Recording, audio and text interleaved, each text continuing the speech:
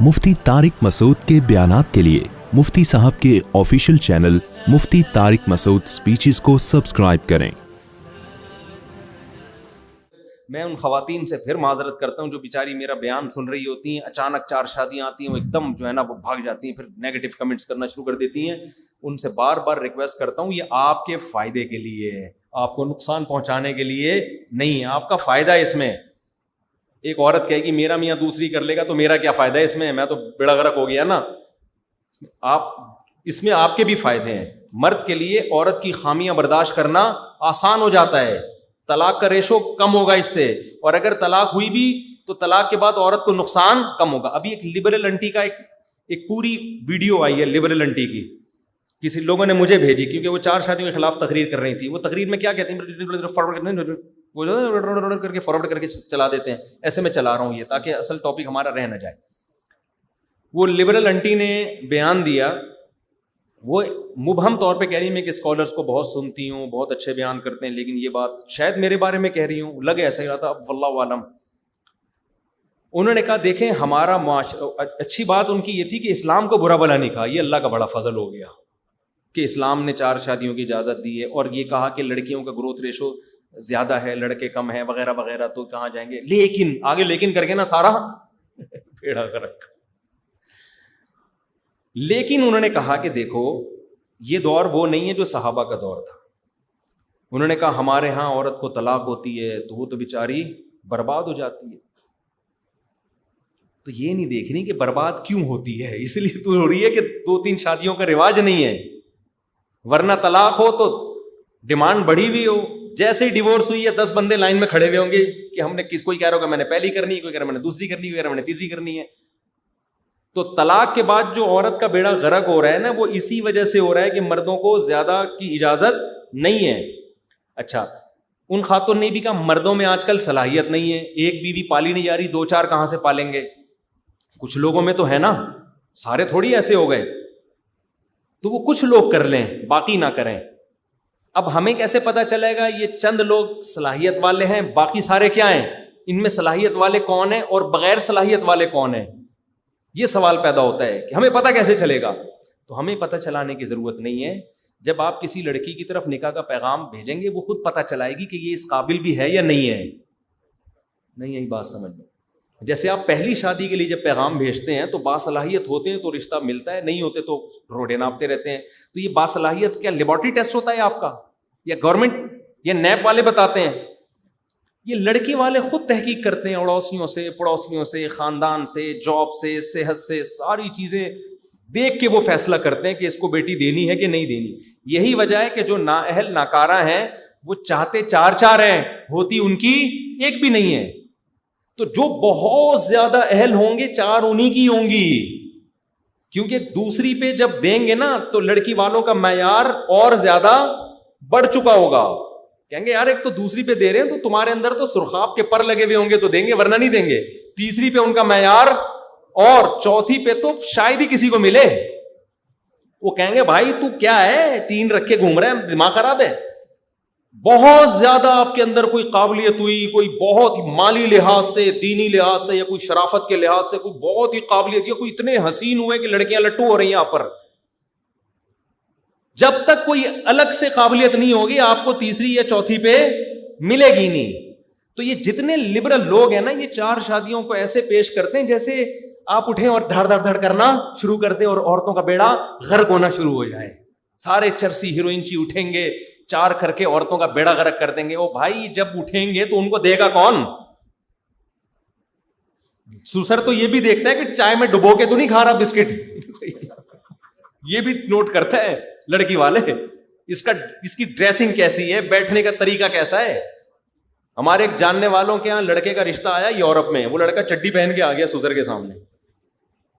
वो कहीं फुटबॉल खेल रहा था। अब यूरोप में तो ये ब्रॉड माइंडेड ना, वहां तो वो लड़के का ख्याल था फौरन हाँ हो जाएगी। भाई कुछ लिबरल फैमिलियां होती हैं, उनको लिबरल लड़कियां चाहिए होती हैं, और लिबरल लड़कियों को कौन चाहिए होता है? लिबरल टाइप के। तो वो लड़का ना जॉगिंग कर रहा था या फुटबॉल कर रहा था, उसको पता चला लड़की वाले आए हैं, उसने कहा लिबरल किस्म के होंगे, मैं जितना कम पहन के जाऊंगा वो उससे बहुत ज्यादा मुतासिर होंगे।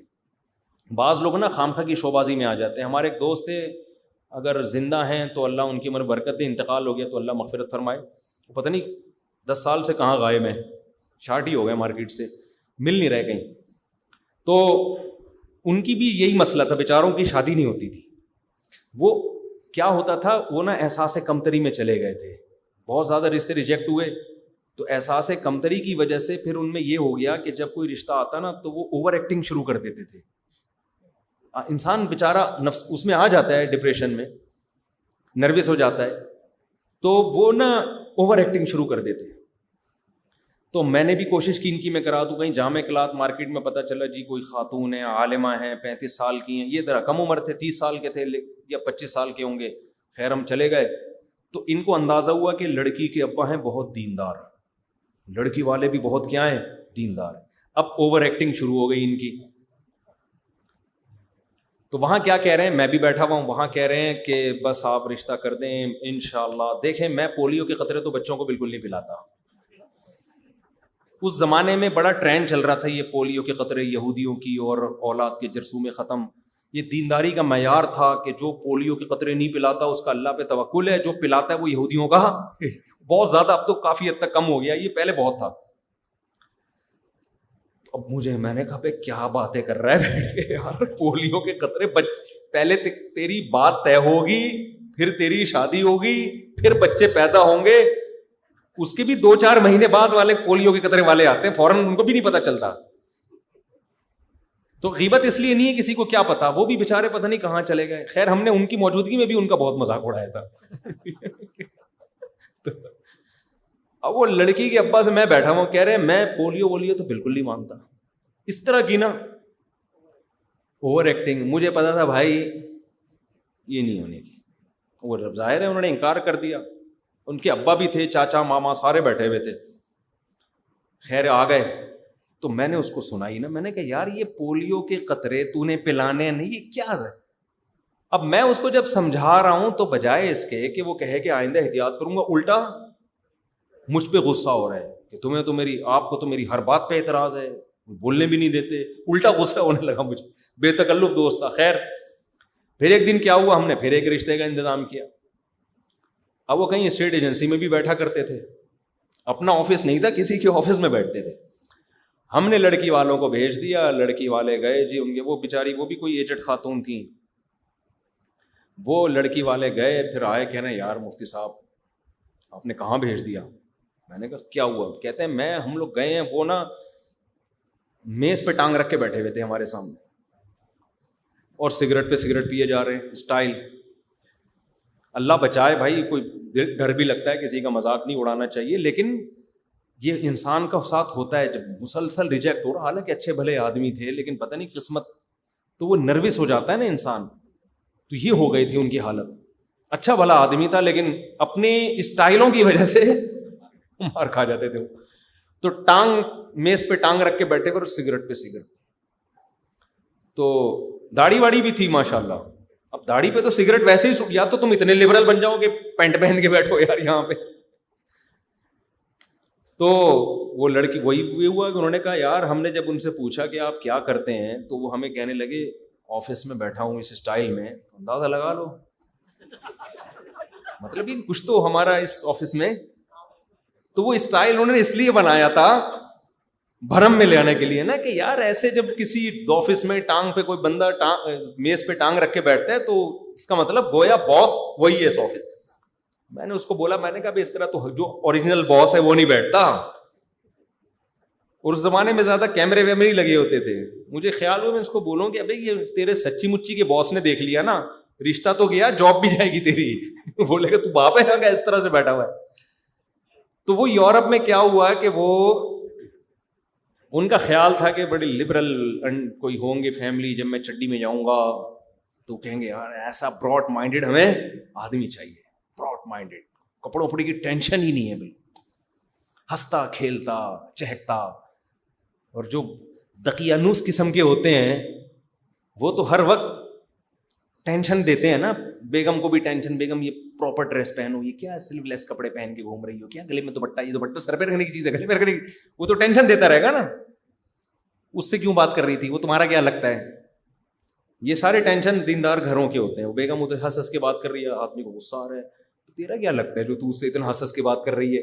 تو عورتیں چاہتی ہیں یہ ٹینشن ہمیں نہ ملے. مرد بھی چاہتا ہے ہم سے بھی بیوی نہ پوچھے کہ تو اس سے آنٹی سے کیوں ایسے باتیں کر رہے ہو. تو لوگ چاہتے ہیں ہم بالکل ٹینشن فری زندگی گزاریں, پھر ایسا فری ہوتے ہیں کہ اللہ کی پناہ. تو وہ صاحب چڈی پہن کے ہی بھاگتے ہوئے آ کے بیٹھ گئے. تو وہ لڑکی والوں نے مجھے بتایا, کہہ رہے یار عجیب پاک بےہودہ آدمی ہے یار اس کو تمیز نہیں ہے. ہمارے ہاں جب رشتے والے آئیں تو لڑکا پہلے کبھی زندگی میں نہ نہایا ہو, اس دن سروس اسٹیشن جا کے سروس کروا کے آتا ہے. ایسا ہی ہوتا ہے, سروس کروائے گا بڑے تمیز سے, تیل ویل لگائے گا سر میں, مانگے مانگے بنائے گا, ایسے ادب سے آ کے کالی والی کوئی زبان پہ نہیں آئے گی اس کے, صرف تمیز سے ڈبو کے بھی نہیں کھائے گا وہاں بیٹھ کے. تو چائے میں چینی نہیں ڈالے گا, کیونکہ جتنے بھی بڑے لوگ ہیں نا سب کو شوگر ہوتی ہے, خوب سمجھ لو. غریب آدمی گڑ کے ڈھلے کھا جاتا ہے, اس کو شوگر نہیں ہوتی. تو یہ بھی ایک گھٹیا ہونے کی ایک علامت ہے کہ آپ کو شوگر نہیں ہے. یعنی آج کل نا یہ تو جو ہوتے ہیں نا بالکل ہی نیچ خاندان کے لوگ, وہ گڑ کی چائے پی رہے ہوتے ہیں, گڑ کھا رہے ہوتے ہیں. مالداروں میں یہ ہے کہ بھائی چینی نہیں کھانا ہے, ایکچولی صاحب کو شوگر ہے. غریبوں کی بیماریاں ہوتی ہیں نزلہ زکام کھانسی, مالداروں کی بیماری ہے ایڈز, کینسر, ٹھیک ہے نا, شوگر بہت ہائی ہے. ہمارے حضرت فرمایا کرتے تھے, حضرت کے تو ہر طرح کے لوگوں سے تعلقات تھے نا, فرماتے تھے کہ اکثر میں نے مالدار دیکھے ہیں صبح و شام گولیاں فیشن کے طور پہ کھا رہے ہوتے.